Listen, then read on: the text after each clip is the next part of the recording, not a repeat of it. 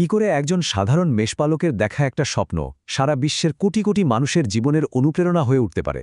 আজ আমরা পাওলো কোয়েলহোর সেই জাদুকরী উপন্যাস দি অ্যালকেমিস্টের গভীরে ডুব দেব আর খুঁজে বের করার চেষ্টা করব এর ভেতরে লুকিয়ে থাকা সেই গুপ্তধনটা, যা সোনার চেয়েও অনেক বেশি দামি। এই গল্পের প্রভাবটা যে কতটা বিশাল তা বুঝতে হলে প্রথমে এই সংখ্যাটার দিকে তাকাতে হবে। 85 মিলিয়ন, মানে সারা বিশ্বে 8.5 কোটিরও বেশি মানুষ এই বইটি কিনেছেন। ভাবা যায়, এটা কিন্তু শুধু একটা বেস্টসেলারের পরিসংখ্যান নয়, এটা একটা সাংস্কৃতিক বিপ্লবের প্রমাণ। কিন্তু এর জনপ্রিয়তা শুধু বিক্রির সংখ্যাতেই শেষ নয়। বইটা এখন পর্যন্ত ৮২টা আলাদা আলাদা ভাষায় অনুবাদ করা হয়েছে। এর মানে হলো ভাষা আর সংস্কৃতির সমস্ত বাধা পেরিয়ে এই গল্পটা মানুষের মন ছুঁয়ে গেছে, যা প্রমাণ করে যে এর ভেতরের শিক্ষাগুলো কতটা সার্বজনীন। কিন্তু সবচেয়ে মজার ব্যাপার হল, বইটার নিজের যাত্রাও কিন্তু গল্পের নায়কের মতোই ছিল। ভাবুন, ১৯৮৮ সালে ব্রাজিলে যখন প্রথম বেরোয়, বইটি প্রায় ব্যর্থ হয়েছিল, আর এর প্রথম প্রকাশক তো হালই ছেড়ে দিয়েছিলেন।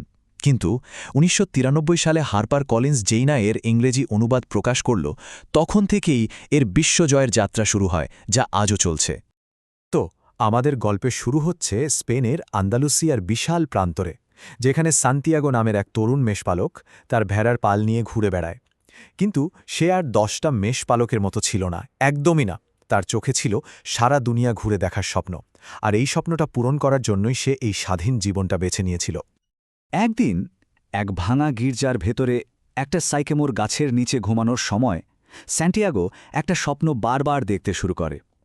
স্বপ্নে সে দেখে যে মিশরের পিরামিডের কাছে তার জন্য বিশাল এক গুপ্তধন অপেক্ষা করছে, আর এই একটা স্বপ্নই তার পুরো জীবনটাকে একটা নতুন দিকে ঘুরিয়ে দেয়। এই স্বপ্নটা নিয়ে যখন সে একটু দ্বিধায়, ঠিক তখনই তার সাথে পরিচয় হয় মেলকিজেদেক নামের এক রহস্যময় বৃদ্ধ রাজার। তিনি সান্তিয়াগোকে প্রথম পার্সোনাল লেজেন্ড বা ব্যক্তিগত কিংবদন্তির ধারণাটা দেন। তার মতে আমাদের প্রত্যেকের জীবনেই নাকি একটা বিশেষ উদ্দেশ্য থাকে, যা পূরণ করার জন্যই আমাদের জন্ম। আর তখনই রাজা সেই কথাটা বলেন, যা এই বইয়ের মূল মন্ত্র হয়ে উঠেছে। যখন তুমি মন থেকে সত্যি কিছু চাও, তখন সমগ্র বিশ্বব্রহ্মাণ্ড তোমাকে তা পেতে সাহায্য করে। এই একটা বাক্যই সান্তিয়াগোর ভেতরের আগুনটাকে জ্বালিয়ে দেয়, আর তার পুরো সফরের চালিকা শক্তি হয়ে ওঠে। রাজার কথায় অনুপ্রাণিত হয়ে সান্তিয়াগো কি করল? সে তার সমস্ত ভেড়া বিক্রি করে দিল আর আফ্রিকার উদ্দেশ্যে বেরিয়ে পড়ল।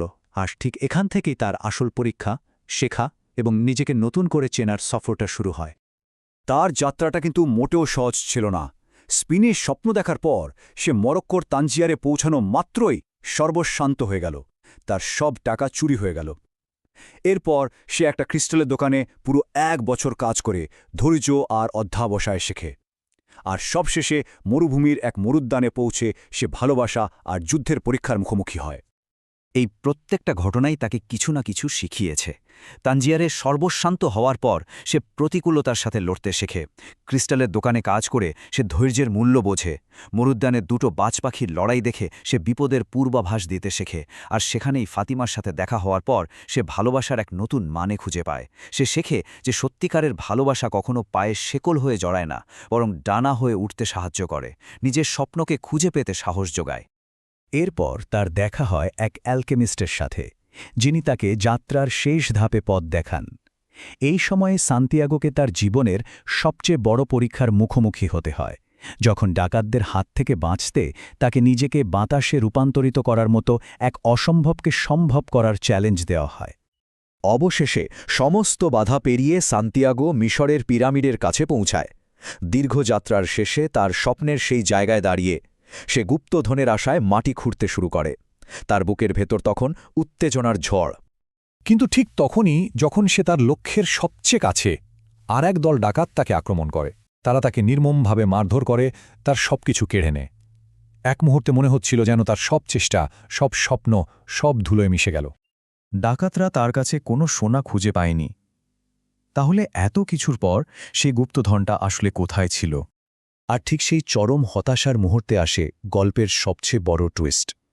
ডাকাত দলের সর্দার সান্তিয়াগোর স্বপ্নকে উপহাস করে বলে সেও নাকি ঠিক একই রকম স্বপ্ন দেখেছে। স্পেনের এক ভাঙা গির্জার নিচে নাকি গুপ্তধন আছে। কিন্তু সে তো আর সান্তিয়াগোর মতো বোকা নয় যে একটা স্বপ্নের পেছনে ছুটবে। মুহূর্তের মধ্যে সান্তিয়াগো সবকিছু পরিষ্কার বুঝতে পারে। গুপ্তধনটা মিশরে ছিল না, ছিল ঠিক সেখানেই, যেখান থেকে সে তার যাত্রা শুরু করেছিল, তার নিজের দেশে, সেই ভাঙা গির্জার ঠিক নিচে। তাহলে প্রশ্ন উঠছে, গুপ্তধন যদি শুরুতেই তার কাছে ছিল, তবে এত দীর্ঘ আর কষ্টকর যাত্রার কী দরকার ছিল?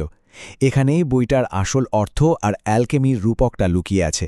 আসল পুরস্কারটা ছিল সেই যাত্রাটা নিজেই। দেখুন, লক্ষ্য ছিল 1 বাক্স সোনা, কিন্তু ফলাফল কি হল? একজন রূপান্তরিত মানুষ। এই যাত্রার অভিজ্ঞতা সান্তিয়াগোকে একজন সাধারণ মেষপালক থেকে একজন জ্ঞানী মানুষে পরিণত করেছে। এমন একজন মানুষ যিনি গুপ্তধনের আসল অবস্থান বোঝার মতো প্রজ্ঞা অর্জন করেছেন। আসল আলকেমির সোনা তৈরি করা ছিল না, ছিল নিজেকে পরিবর্তন করা। তাহলে সান্তিয়াগোর এই দীর্ঘ সফর আমাদের কি শেখায়? এর ভেতরে লুকিয়ে থাকা কোন জ্ঞানগুলো এই বইটিকে প্রজন্মের পর প্রজন্ম ধরে এত প্রাসঙ্গিক করে রেখেছে? এর প্রথম শিক্ষা হল ব্যর্থতার ভয়কে জয় করা। দ্বিতীয়ত, অতীত বা ভবিষ্যৎ নিয়ে না ভেবে বর্তমান মুহূর্তে পুরি তারা বাঁচা। এটা আমাদের মনে করিয়ে দেয় যে একটা সিদ্ধান্ত নেওয়ার ক্ষমতা কতটা বিশাল।